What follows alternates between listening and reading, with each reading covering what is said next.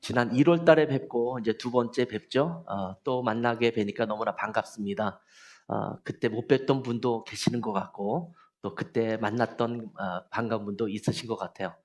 다시 한번 여러분 인사드립니다.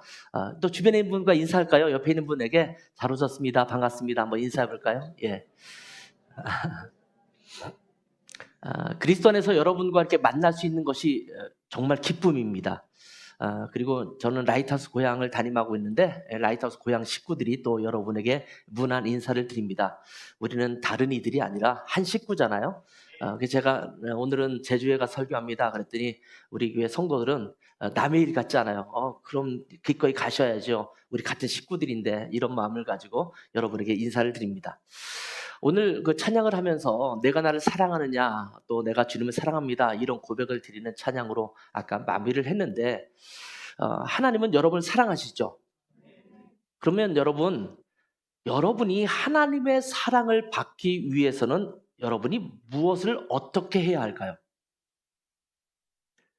보통 이렇게 질문하면 내가 예배 잘 참석하고 하나님 앞에 진정으로 찬양하고 경배하며 또 기도를 열심히 하고 또 말씀 봉독 열심히 하고 그리고 하나님께서 원하시는 대로 살아가면 하나님께서 나를 사랑하실 것 같습니다. 이렇게 말씀하시는 분들이 많습니다. 그런데 여러분, 하나님은 언제나 우리를 사랑하고 있으시다는 것을 여러분 믿으시죠? 하나님은 한 번도 우리를 사랑하시지 않은 적이 없습니다. 태초부터 지금까지 하나님은 여전히 우리를 사랑하십니다. 우리가 무엇을 해서가 아니라 하나님은 우리의 존재 자체를 사랑하십니다.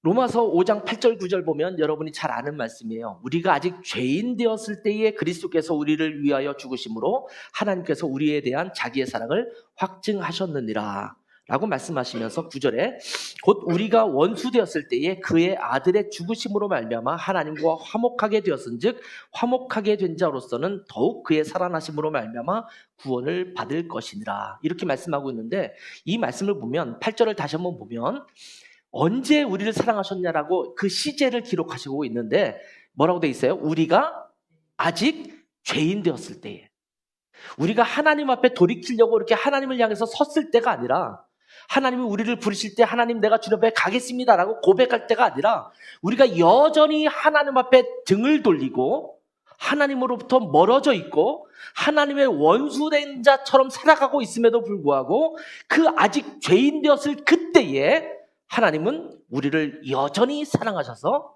독생자를 보내주셨다 이렇게 말씀하고 있습니다. 여러분 한번 자녀를 생각해 보세요. 저도 이제 아들이 둘이 있는데 아이들을 쭉 키워오면서 아이들로 인해서 기쁘기도 하고 어떤 때는 뭐 좀 화가 나기도 하고 슬픈 일을 겪기도 합니다. 그러나 아이들이 뭔가 성적을 잘 받아오면 내가 너를 사랑해 라고 얘기해주고 어느 날 성적이 뚝 떨어져가지고 바닥을 치고 있으면 나는 너를 더 이상 사랑하지 않아 이렇게 말하는 부모가 있을까요? 뭐 간혹가다 그런 부모가 있을 수 있을지 모르지만 그런 부모는 정상은 아닙니다. 그렇죠? 보통 부모님들은 자녀가 잘하든 못하든 여전히 사랑하십니다. 너무 잘하면 기쁜 마음이 있고 뭔가 잘못하고 있으면 또 안타깝고 또 그것 때문에 화를 낼 수는 있지만 그렇다고 해서 자녀를 사랑하지 않는 것은 절대 아니지요. 그냥 자녀이기 때문에 사랑하는 겁니다. 저도 두 아들에게 그런 얘기 하거든요. 너희가 잘하든 못하든 너희가 실패하든 성공하든 나는 그런 거 관계없어. 그냥 너희들은 내 아들이기 때문에 나는 너희를 너무 사랑해. 아이들이 뭐 시험에 떨어지면 뭐 좀 엄마 아빠 제가 막 머뭇머뭇거리면서 뭐를 얘기할 때도 괜찮아 뭐 다음에 잘하면 되지. 그러나 그렇다고 해서 너희가 존재의 가치가 없는 게 아니야 이렇게 이야기를 하거든요. 우리가 무엇을 해야 하나님 앞에 사랑받는 것이 아닙니다. 하나님은 자신이 창조하신 피조물을 그대로 있는 그대로 우리를 사랑하십니다. 그런가 하면 또 다른 측면으로 말씀을 드린다면 우리가 하나님의 자녀, 하나님의 백성, 영원한 생명 또는 하나님의 나라에 가는 자가 되려면 구원받으려면 우리가 무엇을 어떻게 하면 구원받을 수 있을까요? 아마 여러분 정답은 다 알고 있을 거예요. 어떻게 하면 구원받아요? 예수 그리스도를 구세주와 주님으로 믿으면 구원받습니다. 우리가 할 일은 그것 하나밖에 없습니다. 그런데 사람들은 이러한 복음을 잘 이해하지 못합니다. 구원받는 것이, 천국 가는 것이, 하나님의 자녀가 되고 하나님의 백성이 되는 것이 그렇게 간단하다고? 야, 말도 안 돼. 오히려 너무나 간단하기 때문에 그걸 믿지 못하겠다라는 사람들도 의외로 많더라고요. 우리는 예수 그리스도를 믿으면 구원받습니다. 예수 그리스도를 믿으면 천국 갈 수 있습니다. 예수 그리스도를 믿으면 하나님의 자녀가 되는 것입니다. 그런데 우리가 분명히 한번 짚고 넘어가야 될 사실이 있습니다. 그건 뭐냐면 우리가 의로워야만 천국에 갈 수 있다는 겁니다. 우리가 의로워야만 하나님의 나라 백성이 될 수 있다는 말씀입니다. 우리가 의로워야만 구원받을 수 있는 것입니다. 영원한 생명을 얻을 수 있습니다. 의로운 자만이 천국 시민이 될 수 있는 것입니다. 그런데 이렇게 의롭게 되는 방법이 도대체 무엇일까요? 의롭게 되는 방법은 율법을 잘 지켜 행하는 것입니다.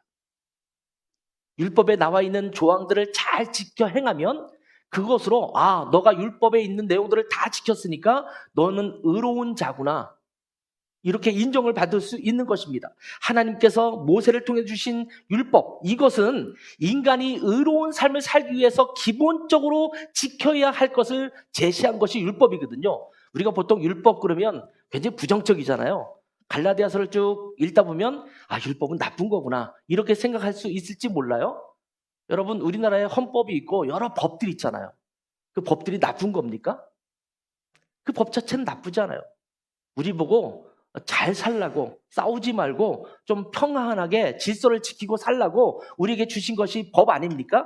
그런 것처럼 율법이 나쁜 것이 아니에요. 율법은 하나님께서 너희가 인간으로서 이 땅을 살아갈 때 기본적으로 이렇게 살아가야지만 너희는 의로운 삶을 살 수 있어. 그래야 의로운 공동체가 될 수 있어. 그러니까 이 율법을 지켜야 돼 라고 하시면서 주신 것이 율법입니다. 그리고 의롭다라고 인정받으려면 그 율법을 지켜야만 됐습니다. 그것도 퍼펙트하게 지켜야 돼요. 완벽하게 지켜야 돼요. 하나님의 의에는 이 율법을 다 지키는 것만으로도 의로울 수 없는데 하나님은 그래도 율법 정도는 지켜야 너희가 의로운 자가 될 수 있어, 이렇게 말씀하시고 있는 것입니다. 왜냐하면 하나님의 나라는 의로운 자만 갈 수 있기 때문입니다. 하나님의 나라는 누가 다스리는 나라예요? 예? 하나님이 다스리죠. 하나님이 어떤 분이십니까? 하나님은 의로우신 분이십니다. 하나님은 거룩하신 분이십니다. 그분의 속성은 의로움과 거룩함에 있습니다. 그런데 그것도 100% 거룩함, 100% 의로움입니다. 그렇기 때문에 그러한 하나님의 나라에 살려면 우리가 100% 의로운 자가 되어야 그 나라에 갈 수 있습니다. 그 생명을 얻을 수 있습니다. 여러분, 대충 이 정도 하면 나 하나님 나라에 합당한 자인 것 같아 라고 착각하지 마세요. 절대 갈 수 없습니다. 하나님의 의로우심처럼, 하나님의 거룩하심처럼 완전히 그렇게 의로워야, 그렇게 거룩해야 하나님 나라 백성이 될 수 있는 것입니다. 그래서 성경은 우리에게 말하잖아요. 내가 거룩하니 너희도 거룩할지니라. 그 거룩함은 비스무리하게 좀 쫓아와, 이게 아니에요. 내가 거룩한 것처럼 너희도 똑같이 거룩해야 돼 라고 말씀하는 거예요. 이 정도 시점이 되면 주눅이 들죠. 그렇게 할 수 없잖아요. 그런데 하나님 나라에 가는 것, 천국에 가는 것, 하나님 나라 백성이 되는 것은 그만큼 수준이 높은 거예요. 여러분, 교회 적당히 다니고 적당히 예배드리고 적당히 신앙생활 한다고 해서 하나님의 백성으로서 내가 인정받을 수 있을 거라고 착각하지 마세요. 여러분은 세 발의 피에도 못 미쳐요. 여러분을 하나님 기뻐하시는 이유는 하나님이 여러분을 사랑하시기 때문에 기뻐하시는 거지, 여러분이 의로워서 거룩해서 기뻐하시는 게 아닙니다. 아이들이 자랄 때 보면 이런 아이들이 이렇게 장난도 치고 또 앞에서 노래도 부르고 뭐 율동도 하고 하잖아요. 그것을 보고 부모님들은 막 기뻐하고 너무 좋아해요. 근데 여러분, 그 아이들이 하는 노래 또 하는 율동 이런 것들이 정말 완벽해서 그렇게 기뻐하나요? 전혀 그렇지 않아요. 전문가들하고 따져보면 아주 뭐 거기 미치지도 못해요. 그런데도 불구하고 부모님 뭐라고 말해요? 너 정말 가수가 될 것 같아. 그렇게 말해서 애들이 인생이 많이 망치기도 해요. 나중에 가수의 꿈을 꾸고 나도 그런 연예인이 될 거라고 생각하기도 하거든요. 근데 그렇게 보는 것은 부모님의 마음이지 그 아이가 완벽해서는 아니거든요. 하나님께서 처음 만드신 세상이 어디입니까? 에덴 동산이에요. 그 에덴 동산에는 죄가 없었어요. 마치 우리가 지금으로 예를 든다면 병원에 있는 무균실과 같습니다. 무균실이 뭐예요? 균이 없는 장소 아닙니까? 거기에 해로운 균이 들어가 있으면 그것을 무균실이라고 말할 수가 없습니다. 그래서 무균실에 들어가려면 마스크 끼고 손 소독하고 방진복 입고 이렇게 들어가야지만 되도록 만들지 않습니까? 물론 무균실도 하나님의 절대적인 의와 거룩함을 빗댈 수는 없어요. 여러분, 무균실이라고 하지만 사실은 이만큼의 바이러스들이나 또 균들이 있을 수 있잖아요.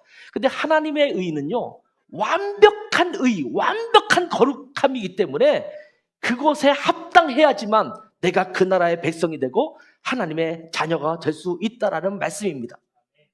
하나님 나라에는 하나님의 의로움을 손상시키지 않는, 하나님의 거룩함을 손상시키지 않는 의인만 들어갈 수 있습니다. 그런데 문제가 있죠. 그 율법으로는 의롭게 될 수 있는 자가 아무도 없다라는 데 있어요. 그 기준으로는 여러분 다 기준에 못 미쳐요. 여러분 그럴듯하게 꾸미고 이 자리에 앉아있지만 화장도 좀 하고 드라이도 좀 하고 옷도 비교적 좀 괜찮은 거 깔끔하게 입고 이 자리에 그럴듯하게 앉아있지만 하나님 보실 때는 아니올시다예요. 하나님의 기준에 미치는 자는 아무도 없어요. 율법으로 의롭다 할 사람은 아무도 없다라는 것입니다. 여러분, 율법을 정리하는 사람들이 율법을 보다 잘 지키기 위해서, 유대인들이 하는 거죠. 율법을 잘 지키기 위해서 이 율법을 지키려면 요렇게 해야지만 잘 지키겠다라고 좀 만들었어요. 예를 들면 안식일을 거룩하게 지키라. 성경 그렇게 말하고 있잖아요.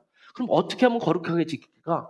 그러다 보니까 옛날 유대인들은요, 500m 이상 걸으면 안식일날 일하는 거야. 어떤 사람은 SN파들은 좀 이렇게 엄격했고요. 일반 유대인들은 1km 이내를 걷는 거는 일하지 않는 건데 1km 이상을 걸으면 일하는 걸로 어겨서 안식일을 어겼다고 봐요. 그냥 성경에 나와 있는 모세오경에 나와 있는 율법을 쭉 정리만 해도 그 정리한 개수가 뭐냐면 613개입니다.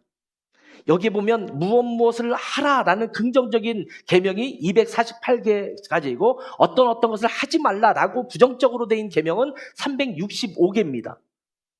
이것만 해도 힘든데 그것을 또 이 사람들은 미슈나라는 것을 만들어서 거기에 좀 더 구체적인 아까 뭐 500m를 걸어야 되냐 1km를 걸어야 되냐 이런 것을 만들었어요. 지금도 이스라엘에 가면요, 안식일 날에는 엘리베이터의 버튼을 못 눌러요.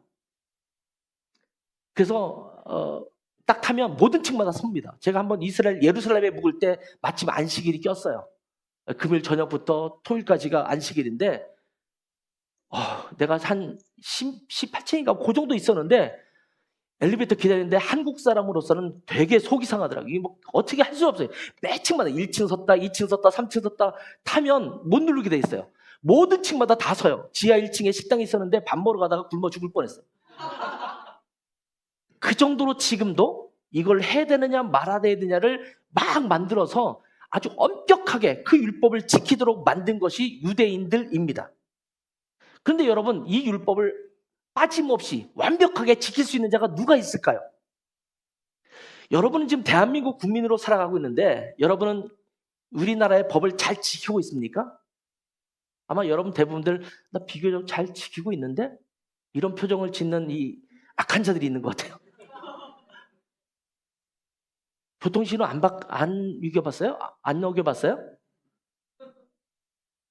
횡단보도 아닌 대로 막 무단횡단 건너간 적이 없으세요? 가다가 좀 너무 급하니까 노상방뇨 뭐 어디 여행지 가서 시골에 가서 해본 적이 없으세요? 뭐 그런 건 안 하신 분도 꽤 있겠죠. 저는 해봤어요. 독일에서도 운전하다가 워낙 기니까 휴게소 안 나오니까 그냥 중간에 서가지고 잠깐. 근데 저만 그런 게 아니라 독일 사람도 많이 그렇게 하거든요.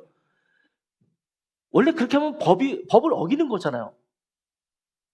왜 여러분은 그것을 법을 안 어겼다고 생각해요?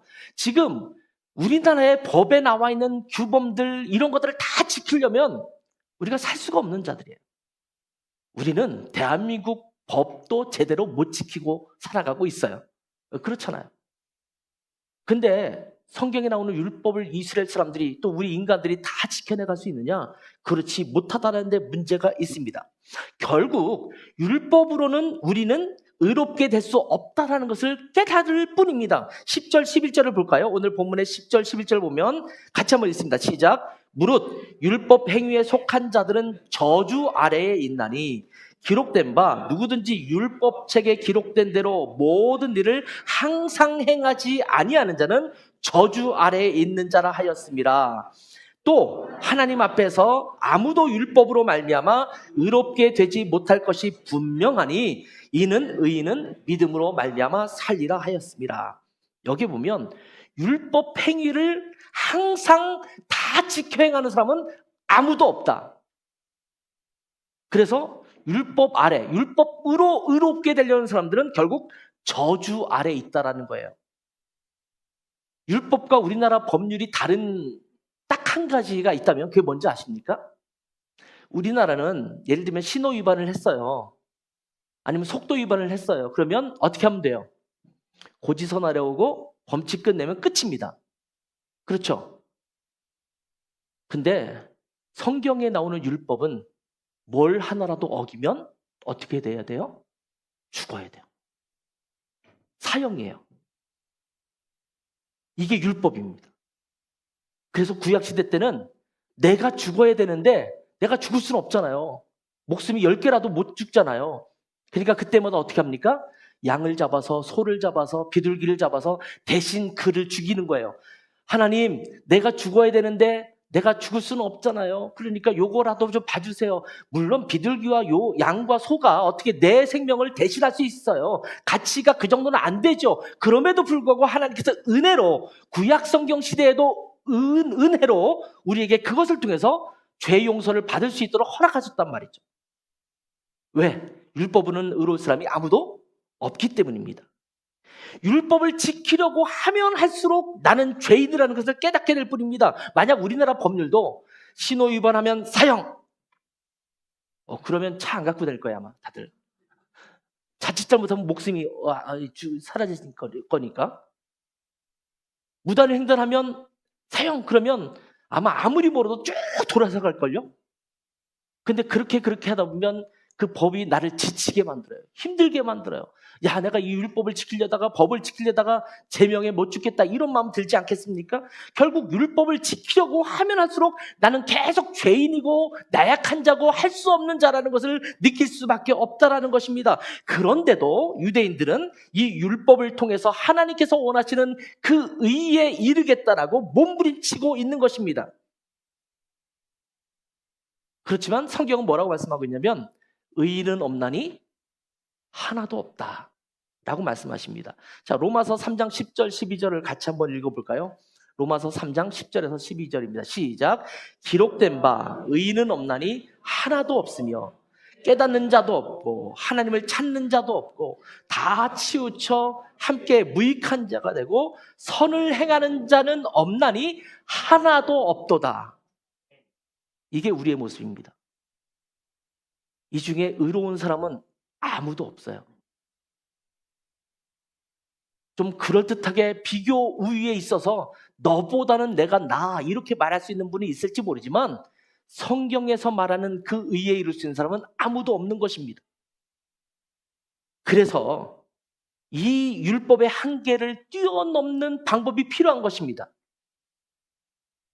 그것이 바로 예수 그리스도이십니다. 이것이 바로 복음입니다. 그래서 우리에게는 복음이 필요한 것입니다.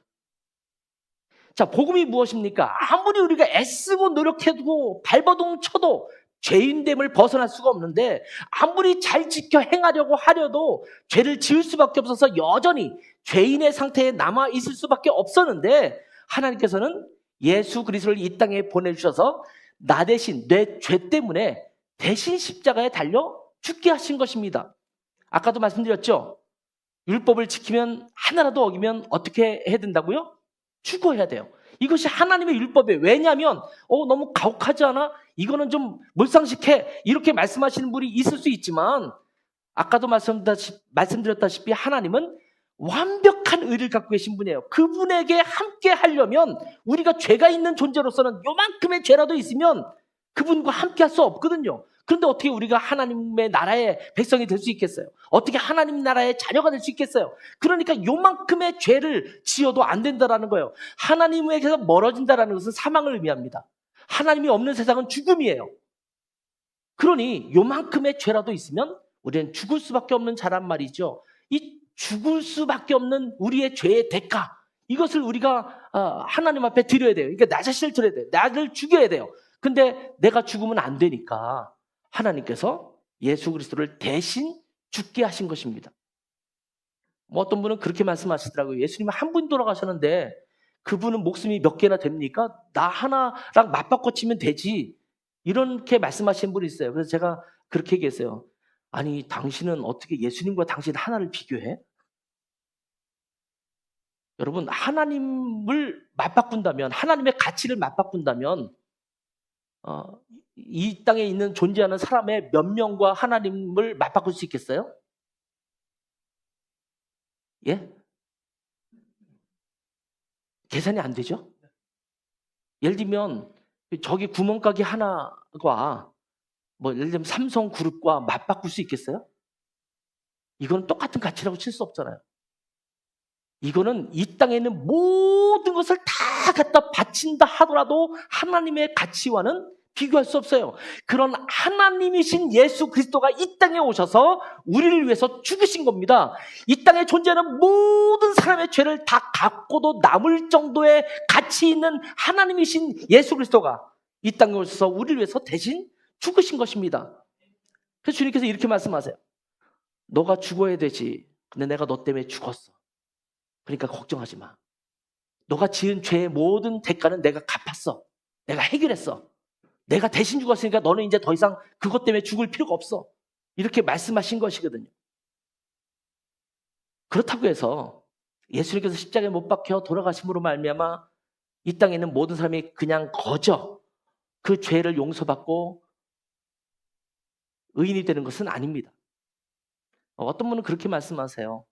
예수 그리스도가 이 땅에 모든 인류를 위해서 구세주로 오셨으니까 그분이 죽으셨으면 우린 당연히 다 그냥 죄 없는 것 아니에요? 이렇게 말할 수 있는데, 성경은 이렇게 돌아가신 주님을, 예수 그리스도를 나의 구세주로 인정하면, 나의 주님으로 인정하면 그 믿는 자들에게 하나님의 자녀가 되게 하시고 그 죄를 없애주시겠다고 말씀하십니다. 누구나가 아니라 예수 그리스도를 나의 구세주와 주님으로 믿는 사람들, 받아들이는 사람들, 고백하는 사람들, 그들에게 하나님의 자녀가 되는 권세를 주시겠다고 말씀하신 것입니다. 바울 사도는 아브라함의 예를 들어서도 말씀하십니다. 아브라함이 뭔가를 잘해서 이스라엘 백성의 시조가 된 것이 아니라는 말씀입니다. 갈대아 우르 땅, 지금의 이라크 이쪽 지역이거든요. 이 시리아 이라크 지역에 있었던 아브라함을 하나님께서 부르셨어요. 그리고 부르신 그 하나님의 부르심에 따라서 아무것도 모르는데 그냥 아브라함이 하나님을 따라갔어요. 그리고 내가 너를 큰 민족을 이루도록 하겠다, 이렇게 말씀하셨을 때 자기 눈에 아무것도 보이는 것이 없음에도 불구하고 그냥 믿었어요. 100세가 되도록 자식이 없는데 하나님이 뭐라고 계속 말씀하시면 너의 씨를 통해서 큰 민족을 이루겠다라고 말씀하세요. 그런데 나 같으면 아마 안 믿었을 것 같아요. 정말로. 심지어 아브라함의 아내 사레도 웃었어요. 아니, 내가 무슨 이 나이에 다 지금 갱년기도 이미 다 지났는데 내가 무슨 아기를 낳아? 라고 하면서 웃지 않았어요? 근데 아브라함은 그것을 믿었어요. 성경은 그 믿음으로 말미암아 하나님께서 그를 택하셨다. 이렇게 말씀하세요. 그 믿음으로 그를 의롭다고 여기셨어요. 아브라함이 한 것 아무것도 없어요. 딱 한 가지예요. 하나님이 하신 말씀은 그대로 그냥 받아들인 거예요. 그런데 하나님은 그렇게 받아들인 그 자체를 믿음을 의로 여기신 것입니다. 예수 그리스도가 이 땅에 오셔서 내 죄를 용서하시기 위해서 십자가에 못 박혀 돌아가시고 그분을 믿는 자들에게는 하나님의 자녀가 되는 권세를 주셨다는 것을 믿고 그대로 받아들인 자, 아무것도 하지 않았지만 그렇게 믿음으로 고백한 자들에게는 내가 너를 의로 삼겠다라고 주님은 말씀하신 거예요. 그래서 지금 아브라함의 예를 드는 거예요. 그리고 아브라함을 택하셔서 하나님께서 계획하신 게 무엇이냐면 아브라함의 후손을 통해서 큰 민족을 이루고 그 민족을 통해서 세상 사람들이 복 얻게 하시겠다라는 것이 아브라함을 택하신 이유거든요.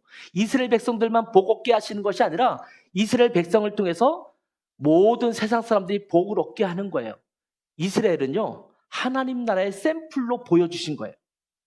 그리고 결국은 그 민족에 예수 그리스도를 메시아로 보내셔서 그분이 온 세상을 구원 얻게 할 메시아로 삼아주신 것입니다. 이것이 아브라함을 통해서 우리 가운데 의를 주신 것입니다. 그리고 이 메시아신 예수 그리스도가 십자가에서 우리가 지금 모든 죄를 대신 십자가에서 짊어지고 돌아가심으로 말미암아 그 죄의 대가를 다 치러주신 것입니다. 여러분, 예수님께서 마지막 십자가에서 돌아가실 때 하셨던 말씀 7가지가 있지만 그 중에서 가장 유명한 말씀이 뭐겠어요? 다 이루었다라는 말이에요. 이 다 이루었다라는 말이 무슨 말이냐? 헬라어는 테텔레스타이라는 말이 쓰여져 있어요. 이 테텔레스타이라는 헬라어는요, 여러 가지 의미가 있지만 그것을 해석한다면 paid in full, paid, 내가 다 지불했다. full, 모든 것을 완벽하게 다 지불했다. 예수님께서 십자가에 달려 들어가시면서 이 땅에 있는 수많은 사람들이 짓고 있는 죄의 대가, 이것을 내가 다 갚았습니다. 사탄이 우리가 지은 죄로 말미암아 우리에게 하나님에게 청구해요. 얘는 죄를 지었기 때문에 내가 지옥으로 끌고 갈게. 죄의 대가로 내가 지옥으로 데려갈 거야 라고 할 때 주님께서 내 이 십자가에 돌아가신 이 사건으로 인해서 그들의 죄값은 내가 다 지불했다는 거예요. 이건 to accomplish라는 단어가 있잖아요. accomplish가 뭐예요? 어떤 측면에서 뭐 다 이루었다, 성취했다라는 의미지만 특별히 계약 조건에 있어서 모든 계약 조건을 완료했다라는 의미의 단어입니다. 마치 내가 죽었잖아. 하나님이신 내가 죽었는데 이들이 지은 죄들은 내가 다 해결할 수 있는 것 아니야? 내가 다 지불했어. 이제는 다 너와의 계약이 끝났어. 이제 이들은 자유야. 이것이 주님께서 십자가에서 달려서 하신 다 이루었다라는 말씀입니다. 여러분 13절을 한번 보세요. 같이 읽겠습니다. 시작. 그리스도께서 우리를 위하여 저주를 받은 바 되사 율법의 저주에서 우리를 속량하셨으니 기록된 바 나무에 달린 자마다 저주 아래에 있는 자라 하였습니다. 자, 예수님께서 율법 아래 저주에 속해 있는, 저주 아래에 있는 우리를 위해서 십자가에 달려 돌아가셨어요. 그리고 14절 계속 읽습니다. 이는 그리스도 예수 안에서 아브라함의 복이 이방인에게 미치게 하고 또 우리로 하여금 믿음으로 말미암아 성령의 약속을 받게 하려 하십니다. 이렇게 말씀하십니다. 이제 율법으로는 의에 이를 수 없는 우리에게 예수 그리스도를 통해서 우리를 의롭다라고 칭해 주시고, 그래서 이신득의, 믿음으로 말미암아 우리가 의를 얻게 되었다. 이신칭의, 믿음으로 말미암아 우리가 의롭다 함을 얻게 되었다. 이런 말씀 아닙니까? 자, 이렇게 해주셨어요. 그리고 우리에게 그 약속하셨던 성령을 주신 것입니다. 이것이 바로 은혜입니다. 이것이 복음입니다. 그래서 복음이 뭐예요? 굿뉴스. 이것은 뭐예요? 기쁜 소식이에요. 그러니까 내가 할 수 없는 일을 누군가 대신 갚아줬어요. 여러분이 사업을 하다가 너무 조그만 금액을 부르면 여러분이 또 별로 실감을 못 느낄 것 같으니까 한 1조 정도의 빚을 졌어요. 1조 정도 빚을 질 수 있는 사람들은 굉장히 능력 있는 사람입니다. 요즘 빚을 많이 지는 사람이 능력 있는 사람이에요. 1조 정도의 빚을 졌어요. 근데 허덕이게 됐어요. 그 갚아가는 것, 이자만 갚아가는 것도 힘들어요. 근데 누군가가 정말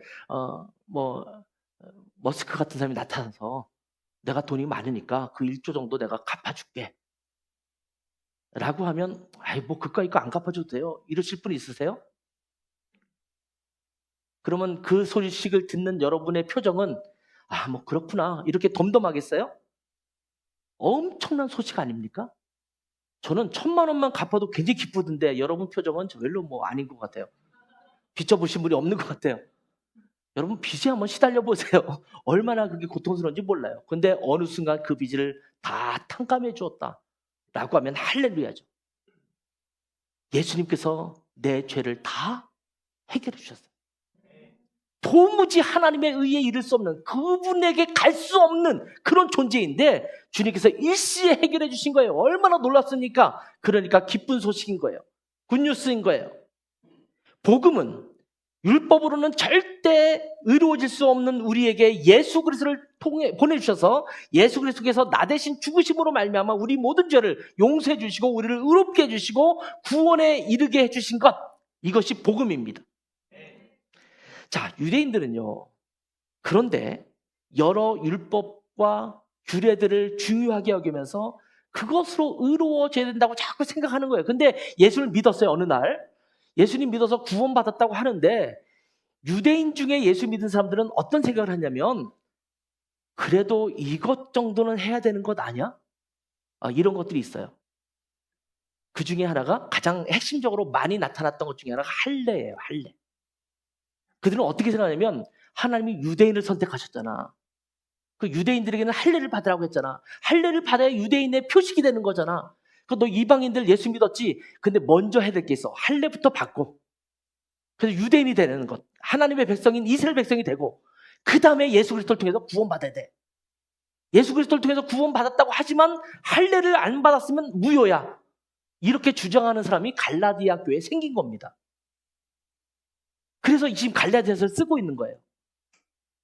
사도 바울이 열심히 복음 전해서 너희는 예수 그리스도의 은혜로만 구원받을 수 있어. 그것만 있으면 너희는 하나님의 백성이 되는 거야. 너희 모든 죄는 다 용서받았어. 율법 그것으로 구원받을 수 없는 거야. 이렇게 열심히 가르쳐놨는데 어떤 숙수수 나타나가지고 그래도 할례는 받아야 하는 거 아니야? 이렇게 말한 거예요. 여러분 한번 질문해 볼까요? 세례를 받아야 구원받습니까? 침례를 받아야 구원받습니까? 그게 여러분 저는 이제 침례교 목사예요. 침례교는 물속에 집어넣어서 빼거든요. 얼마나 힘든지 몰라요. 작년에 연무대에 그 훈련소 육군 훈련소에 가서 침례식을 했어요. 근데 침례 받은 사람이 3,000명인가 넘어요. 저한테 침례받고 지나간 사병이 얼마나 많은지 몰라요. 제가 작년에 우리 교단 총회 임원이었기 때문에 또 같이 가서 했었는데 몇 명 주는데도 힘들더라고요. 얘네들 뻗ting기고 또 안 올라오려고 막 그래서 안 들어가려고 그러고 막 집어넣고 빼고 하는데 굉장히 힘들었어요. 근데 여러분 원래 요단강에서 예수님께서 침례 받으시고 침례 의식이었잖아요. 근데 왜 세례로 바뀐지 아십니까? 가톨릭 시절에 처음에 가톨릭도 침례를 줬어요. 근데 가톨릭 시절에 이 사람 물에 넣으면 죽을 것 같은 병자들 있잖아요. 그리고 어떤 때 보면 물이 별로 없어서 이거는 물 찾아가려면 너무 힘든데 그리고 어떤 경우도 생기냐면 아기가 태어났는데 옛날에는 의료 그 기술이 발달되지 않았으니까 몇 달 있다가 죽는 아이들이 너무나 많았어요. 그럼 얘네들은 세례를 침례를 안 받았는데 어떻게 구원받지? 어떤 머릿속에 뭐가 있었냐면 침례 받아야 구원받는다라는 생각을 갖고 있었어요. 그러다 보니까 야 이거 그냥 병자인데 물속에 집어넣으면 그냥 죽을 것 같으니까 어떻게 하지? 그래서 생겨난 게 처음에는 관수래요. 이게 바켓스 같은 걸로 물을 붓는 거예요. 근데 이것도 너무 귀찮아. 그러니까 산수대라는 게 생겼어요. 물을 이렇게 뿌리는 거예요. 이게 그 우슬초 같은 걸로 이렇게 뿌리는 거였어요. 지금은 더 간단하죠. 이게 톡 찍어서 톡 이렇게 하면 되잖아요. 그 의식 자체가 중요하지 않습니다. 침례 안 받아도 세례 안 받아도 예수 그리스도를 구세주와 주님으로 믿으면 구원받습니다. 이게 복음이에요. 여러분이 평생 교회를 안 나와도 예수 그리스도를 구세주와 주님으로 믿으면 구원받는 거예요. 11조 안 해도 교회 와서 예배 안 드려도 교회 소속되지 않아도 예수 그리스도를 주님과 구세주로 믿으면 구원받는 거예요. 그렇다고 이 말씀 듣고 또 다음 주부터 난 교회 안 나와야지, 자유롭게 살아야지, 이렇게 생각하는 분이 없기를 바랍니다. 예. 그것이 조건이 아니라는 거예요. 무엇을 지켜 행하는 것을 통해서 구원받는 것이 아니라는 거예요. 할례 안 받아도 구원받을 수 있다는 말씀이에요. 그래서 사도 바울은 갈라디아서를 통해서 우리는 율법이 아니라 예수 그리스도의 복음으로, 그것을 믿음으로 의롭게 된다는 것을 다시 한번 강조한 것입니다. 율법이 아니라 예수 그리스도를 구세주와 주님으로 믿어서 완전한 구원에 이를 수 있다는 것을 거듭해서 강조한 것입니다. 여러분, 현대를 살아가는 우리 그리스도인들도 때로는 이 갈라디아서에 나오는 일부 유대인들처럼 살아가는 경우도 많습니다. 신앙생활을 하면서 뭔가를 열심히 해야 성숙한 그리스도인이 되고 거룩한 그리스도인이 될 것이라고 생각하는 것입니다. 그래서 주일 성수해야 되고, 새벽 기도에 열심히 나가서 기도해야 되고, 큐티도 열심히 해야 되고, 11조도 정성껏 드리고, 교회에서 여러 가지 봉사를 열심히 하고, 세상에 나가서도 구제에 힘쓰고 착하게 살면서 하나님께서 더 사랑받을 수 있는 자로 내가 살아가면 하나님께서 나를 사랑하시고 구원해 주시고 거룩한 그리스도인처럼 성숙할 거라고 착각하는 것입니다. 그래서 어떤 행위에 애씁니다. 뭔가를 하려는데 애써요. 그러다 보니까 나중에 지쳐요. 지금 교회가 우리 교회가 지금 몇 개월 됐어요. 공식적으로 한 3개월 아직 접어들지 않았잖아요. 지금은 허니문 시절입니다. 다들 으쌰으쌰 우리 교회를 잘 만들어야지 막 열심히 기분 좋아서 섬길 거예요. 제가 지금 여러 번 이 교회 때문에 지금 3번째 방문이잖아요. 올 때마다 너무나 환영을 해주세요. 아마 내년 후년쯤 되면 그냥 심드렁하게 또 오셨어요 이럴 수도 있어요. 허니문 기간이니까 누군가 와서 말씀 전해준다 그러면 너무나 반갑고 기쁘고, 서로가 내가 이거 할게, 이렇게 해야 되지 않아, 이렇게 할 수 있을지 몰라요. 근데 그렇게 열심히 하다 보면 나중에 지쳐요. 나는 이제 그만하고 싶어요. 나 지쳤어요. 나 좀 잠깐 쉴래요. 이런 분들이 생기기 시작하는 거예요. 왜? 행위에 초점을 맞췄기 때문에 그래요. 내가 무엇을 해야 된다라는 생각이에요. 근데 여러분, 신실한 신앙생활은, 따라합시다. 신실한 신앙생활은 행위가 아니라 관계에서 나옵니다. 다시 한번 읽읍시다. 시작. 신실한 신앙생활은 행위가 아니라 관계에서 나옵니다. 제가 어저께 굉장히 지치고 힘든 날인데도 불구하고 집안의 걸레질을 다 했습니다. 저는 설거지 굉장히 자주 합니다. 그렇게 하는데 그거는 하는 이유가 있어요. 왜 그럴까요? 사랑해서요. 아내를 사랑해서. 제 아내를 위해서 하는 일은 내가 아내를 위해서 노력 봉사한다 이렇게 생각하지 않습니다. 사랑해서 그냥 하는 거예요. 이렇게 해서 사랑받으려고 하는 거 아니에요. 그냥 하는 거예요. 남편분들, 아내를 사랑하시죠? 대답들 안 하세요. 사랑하시죠? 걸레질 시킬까 봐 그러는 거죠 지금. 사랑하시면 청소도 하시고, 옷을 벗으면 빨래통에 잘 넣으시고, 그리고 설거지도 좀 해주시고 그러시는 거예요. 아내 여러분들, 남편을 사랑하시죠? 그 남편이 원하는 것도 해주고 맛있는 것도 해주고 그렇게 하시는 거예요. 어쩔 수 없이 하는 게 아니에요. 내 행위를 통해서 뭔가를 보여주는 게 아니라 관계가 되면 저절로 해주는 거예요. 부모님이 자녀를 사랑하기 때문에 뭔가 해주려고 하잖아요. 너무 지나치니까 이제 잔소리가 되죠. 네. 그래서 JSR 신드롬이 있어요. JSR은 잔소리를 JSR, 잔소리 신드롬. 저도 제가 이렇게 나가려고 그러면 제 아내가 잔소리를 시작해요. 여보, 그 옷 말고 넥타이 요거 매면 좋겠어. 이러면. 근데 똑같은 옷인데 자기 기분에 따라서 어느 날 넥타이를 바꾸는데 옛날에 했던 대로 하면 아니래 또. 그래서 잔소리가 시작됐구나. 근데 왜 그렇게 하냐면 저를 사랑하니까. 내 남편이 어디 나가면 좀 예쁘게 보이면 좋잖아요. 그러니까 그냥 하는 거예요. 왜? 사랑해서 하는 거니까. 자녀들, 부모님이 잔소리한다고 해서 짜증내지 마세요. 여러분을 사랑해서 하는 거예요. 그러니까 엄마 아빠가 나 사랑해서 그러는구나 생각하시고 그냥 순종하시면 돼요. 알겠죠? 졸다가 일어나서 끄떡끄떡. 예. 여러분, 우리는 믿음으로 거듭나서 성령으로 살아가는 존재들입니다.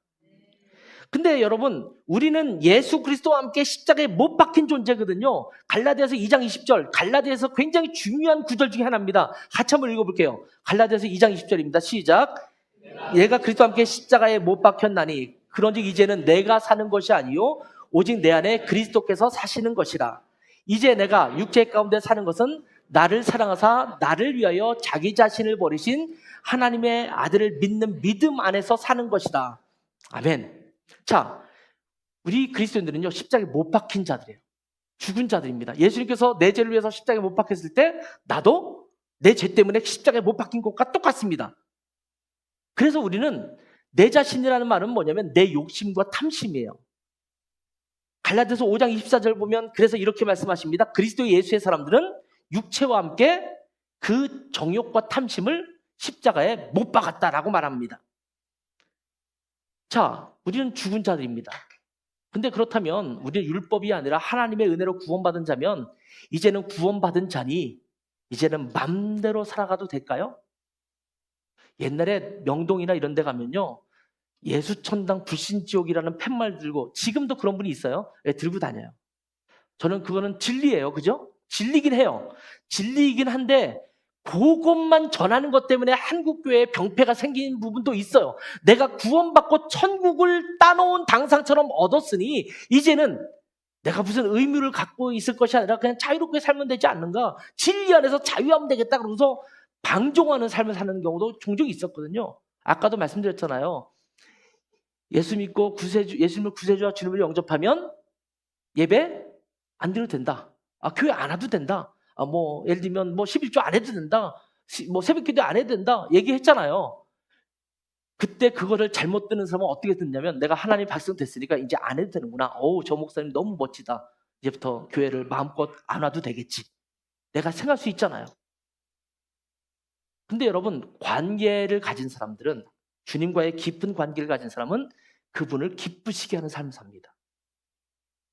그래서 예배에 더 참석하게 돼요. 기꺼이 11조뿐만 아니라 더 떼어서 하나님 앞에 드리게 돼요. 주님께서 핏값으로 사신 지체들을 위해서, 그게 교회죠. 열심히 섬기고 봉사하게 됩니다. 그러면 지치지가 않아요. 제가 연애할 때 1년 딱 연애하고 결혼했거든요. 그때 무슨 정신으로 그렇게 데이트를 했는지 모르겠어요. 제가 다닌 침례신학대학교는 대전에 있어요. 그리고 제가 사는 곳도 또 교회도 다 서울에 있어요. 제 아내도 서울에 있어요. 그러면 제가 그때 MDB, 그러니까 신대원을 다닐 때인데 갔다 와서 금요일 저녁에 철야하잖아요. 철야를 제가 찬양 인도하고 했거든요. 끝나면 철야 끝나면서부터 데이트 시작해요. 제가 봉고차 운전했는데 전도사 시절이니까 그러면 제 아내가 집에 어디까지 가잖아요. 그러면 그 성도들 쫙 태우고 다 돈 다음에 마지막에 제 아내를 내려주고, 그렇게 가면 새벽 5시에, 그때는 철야 기도를 정말 밤새 됐거든요. 5시에 집에 들어가서 잠깐 잠을 자고, 제 아내는 디자인 전공이거든요.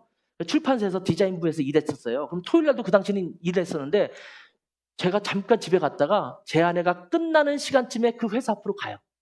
그 데이트를 해요. 미쳤지. 주일날 설교해야 되는데, 중고등부 설교해야 되는데 그하고 밤 11시쯤 집에 들어가요. 미쳤지. 그리고 나서 또 주일날 예배 끝나면 또 데이트해. 그리고 그 다음날 월요일날 잠깐 얼굴 보고 대전으로 내려가요. 그리고 제가 졸업한 이후에 그리고 한 7, 8개월 또 있었거든요. 그때는 거의 제 아내를 만났어요. 제가 진흥원이라는 직장을 다닐 때인데 끝나면 만났어요. 저보고 지금 그렇게 하라면 못할 것 같아요. 근데 왜 그렇게 할 수 있었을까요? 사랑하니까. 여러분, 사랑하면 에너지가 생겨요. 사랑하면 했는데 기뻐요. 사랑하면 뭔가 내가 노력하고 봉사했는데 즐거움이 생겨요. 그러니까 여러분, 예수 그리스도를 정말 구세주와 주님으로 믿으신 분들은 예배에 더 많이 열심히 참석해야겠죠. 열심히 더 섬겨야겠죠. 그런데 그러면 우리가 어떻게 이렇게 살까요? 라고 말씀할 수 있는데 여러분, 내가 애쓰고 노력해서 그러한 삶의 결과를 내놓는 것이 아닙니다. 주님과의 깊은 관계 속으로 들어가면 저절로 그런 삶의 결과가 나오는 것입니다. 갈라디아서는 율법이 아니라 복음, 율법이 아니라 믿음이라는 것을 강조하고 있잖아요. 그런데 굉장히 중요한 강조점 또 하나가 있습니다. 나중에 또 목사님이 어떤 목사님이 와서 설교하시겠지만 그 중요한 게 뭔지 아십니까? 성령입니다. 성령. 뒷부분으로 갈수록 갈라디아서에서 성령을 강조합니다. 성령의 열매라고 들어보셨죠? 어디에 나오는 성경 구절이에요? 갈라디아서 나오잖아요. 여러분, 갈라디아서 5장 22절을 볼까요? 25절 같이 한번 읽겠습니다. 시작. 만일 우리가 성령으로 살면 또한 성령으로 행할지니. 자, 믿음의 삶의 비결이 여기에 있습니다. 내가 지치죠, 힘들죠, 내 노력으로 애써서 노력하려면 지치고 나가 떨어질 수밖에 없는데 내 안에 성령이 그것을 하게 하시면 내가 기꺼이 할 수 있는 거예요. 그래서 율법이 아니라 믿음, 율법이 아니라 복음으로 거듭난 사람은 성령으로 행하면서 하나님의 사람으로 그 모습으로 살아가는 것입니다. 율법이 아니라 복음입니다. 율법이 아니라 믿음입니다. 율법이 아니라 성령입니다. 이 놀라운 기쁨을 우리 모두가 함께 누리며 살아갈 수 있는 하나님의 복된 주님의 사람들, 또 라이트하우스 제주의 귀한 성도들 되기를 주님의 이름으로 축원합니다.